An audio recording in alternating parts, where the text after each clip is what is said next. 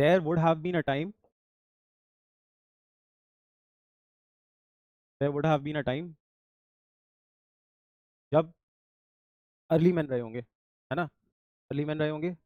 उसको Karl Marx बोलता है प्री कम्युनिस्ट सोसाइटी, मतलब वो वाला society where who were surviving, early man.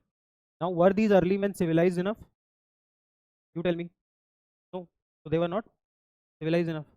तो ये हंटर और गैदरर का काम करता था। किसका काम करता था? Hunter and gatherer. So now everyone was trying to hunt and gather food for themselves, क्योंकि ठंडक भी आएगी। You have to keep food for that also. Meat बचा के रखना है, प्रिजर्व करना है ना। यहाँ से हम कभी स्पाइस भी जोड़ेंगे। So what they wanted to keep is food. अब जो जितना हंटिंग करता था, 100% सही बात है, वो उतनी फीमेल्स अट्रैक्ट करेगा, because then they don't have to go and look for food. खाना हमें मिल रहा है। अब यहाँ से कुछ लोग, मतलब कुछ लोगों के स्लेव्स बनते जाएंगे। तो let's say there is a society where everyone is going hunting and gathering, but बाद में अल्टीमेटली क्या होगा? कुछ लोग ज़्यादा पावरफुल होंगे और वो अपने पास ज़्यादा लोगों को अट्रैक्ट करने में क्या होंगे? केपेबल होंगे। अब ज़्यादा लोग उनके पास अट्रैक्ट होंगे तो उनका ग्रुप थोड़ा बड़ा बनता जाएगा। ग्रुप बड़ा बनेगा, पावरफुल बनेगा, इसी में कुछ लोग क्या बन जाएंगे? लेट्स से किंग बन जाएंगे, है ना। किंग का कॉन्सेप्ट आएगा। अर्ली मैन के टाइम पे किंग थोड़ी रहा होगा, किंग का तो कॉन्सेप्ट धीरे धीरे बना होगा कि जिसका भी रिसोर्सेज पे कब्जा है वो किंग है। Like there were times, proven times, history में हम पढ़ते हैं, जहाँ पे जिसके पास जितने ज़्यादा कैटल्स होते थे वो इतना पावरफुल होता था, वो किंग होता था। ठीक, 8th सेंचुरी के आसपास। तो किंग का कॉन्सेप्ट आएगा। अब जो भी किंग बोल देगा वो क्या हो जाएगा? लॉ, है ना। तो एक टाइप का माइट इज राइट चल रहा है। Whosoever is powerful is ruling these people. ठीक। यहाँ से कुछ इंटेलेक्चुअल्स आएंगे,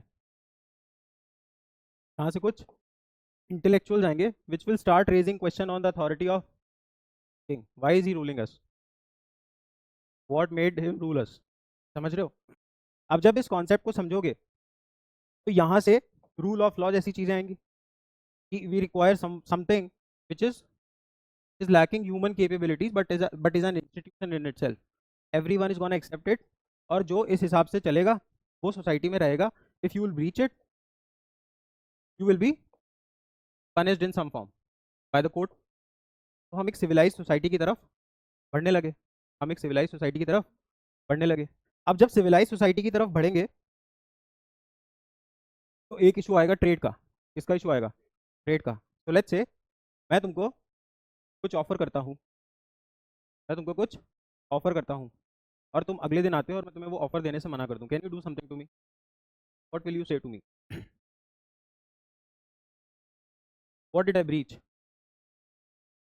कॉन्ट्रैक्ट का भी कैसे आगे क्या होता है? What is contract? हाँ,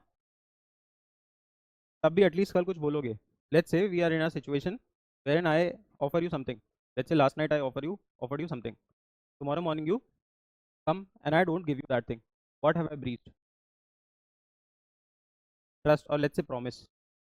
trust can be replaced with, right, है ना। तो I offered you something, eventually you accepted it, right, it became a promise. That is why if I am not giving you that thing, you are saying कि I have breached my promise, या जिसको तुमने trust बोल दिया था। But तुम्हें भी पता है कॉमन लैंग्वेज में भी use the word. So now I offered you something, you accepted it, it became a promise. Is this a contract? If I say you I am not going to give you that thing, can you go and sue me in the court of law? I simply breached a promise. Now comes the concept of consideration. What do we understand by consideration? क्या होता है जब लोग बोलते हैं भाई साहब कुछ कंसीडर कर लीजिए? इसका मतलब क्या होता है? कुछ दोनों के लिए एडजस्ट कर लीजिए, है ना, कंसीडर कर लीजिए। Consideration, so consideration is something of real value, of real value exchange between whom? Between whom? One who made the offer and one who accepted it. So now consideration comes into picture. Simple बोला, offer दिया, acceptance मिला, क्या breach किया? Promise. अगर दे दिया तो क्या रख दिया? Promise, promise, promise, consideration also, because you were giving me some services and I was giving you some money in return, so there was some real consideration involve. यहाँ तक समझ में आया? अब मैं तुम्हें देने से मना कर दूं कुछ लेन देन होने के बाद, तो लेट्स से सबसे सिंपल, मैंने तुमको बोला to come tomorrow I give you something, you came and I did not give it, what did I break? Trust, promise, promise. When there was some certain things decided between us, so let's say if I was giving you xyz amount, you were giving me xyz amount of services or goods, है ना? Now there was consideration involved. अब मैं देने से मना कर दूं, what will you say to me now? जैसे कल तुमने बोला कि प्रॉमिस ब्रेक कर दिया, ट्रस्ट ब्रेक कर दिया, आप क्या बोलोगे?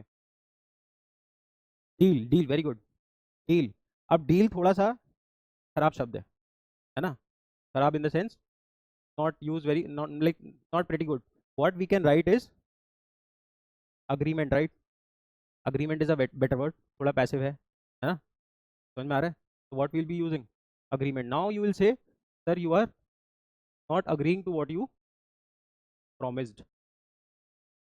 I promised you something, then we had a consideration with us.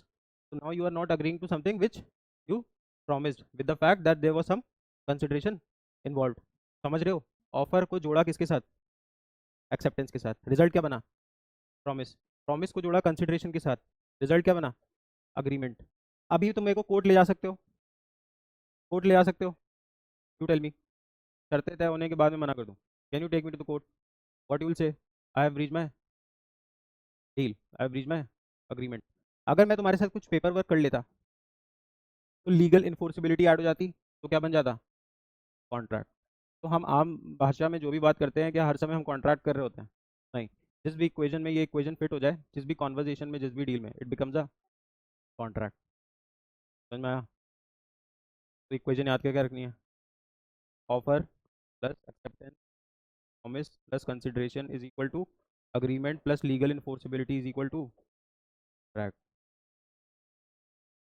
50% of your contracts question gets solved by this equation. Very mathematical way of studying what? Studying law. समझ में आया?